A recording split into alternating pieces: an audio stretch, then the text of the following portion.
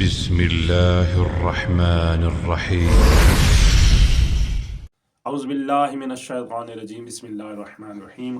حضرت نوح علیہ السلام کی زندگی کے متعلق ہم گفتگو کر رہے ہیں۔ حضرت نوح علیہ السلام اپنی قوم کو کون سی انوکھی تبلیغ کرتے تھے کہ حضرت نوح علیہ السلام کی قوم نے حضرت نوح علیہ السلام کی بات کو ماننے سے انکار کر دیا۔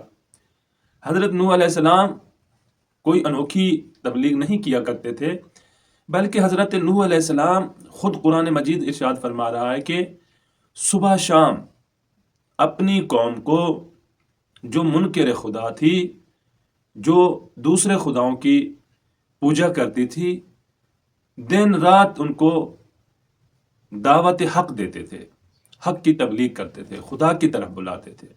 اور دیکھیں، خدا نے دین کو حضرت آدم علیہ السلام سے لے کر قیامت تک سخت نہیں رکھا کہ کوئی یہ بہانہ کرے کہ دین تو سخت ہے، ہم تو مشکل میں پڑ جاتے ہیں، یعنی کلمہ پڑھنا گویا اپنے آپ کو مشکلات میں ڈالنا۔ ایسا بالکل نہیں ہے۔ دین اللہ نے انسان کی فطرت کے عین مطابق بنایا ہے۔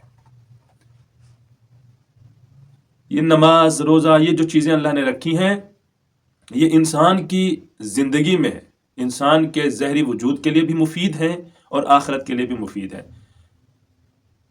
عجب نہیں ہے کہ ایک بندہ صبح اٹھ کے یا ظہر کی یا عصر کی نماز نہیں پڑھ سکتا، لیکن وہی بندہ جو ہے نا 2 گھنٹے جم جاتا ہے، یعنی اپنی باڈی کو فٹ رکھنے کے لیے جم 2 گھنٹے لگا کے آتا ہے۔ لیکن اللہ نے یہ جو نماز کا طریقہ کار بتایا، یہ انسان کے ظاہری وجود کے لیے بھی مفید ہے اور آخرت کے لیے بھی انسان کے لیے فائدہ مند ہے۔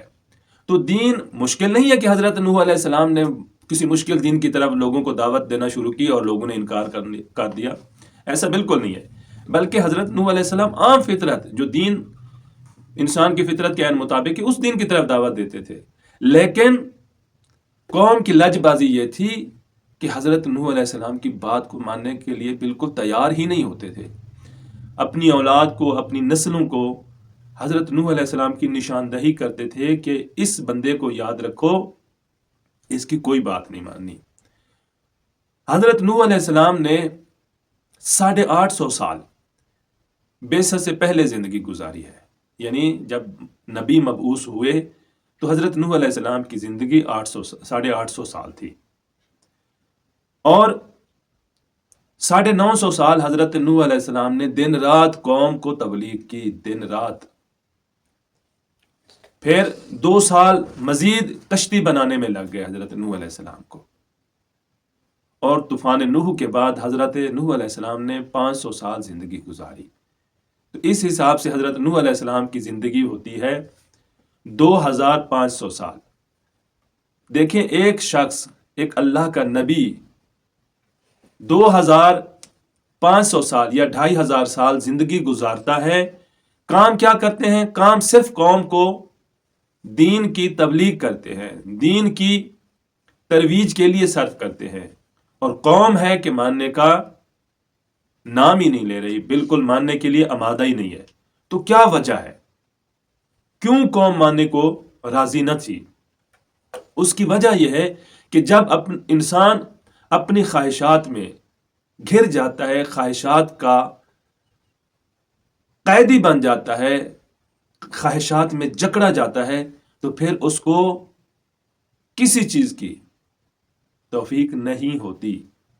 خواہشات انہیں اپنی اس دلدل سے باہر نہیں نکلنے دیتے۔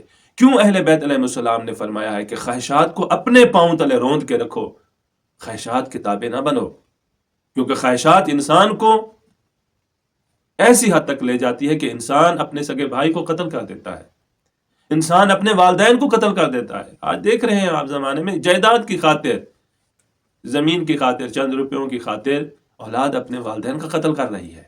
تو عزیزان محترم، سب سے جو مین مشکل اور مین وجہ تھی وہ ہے خواہشات نفسانی۔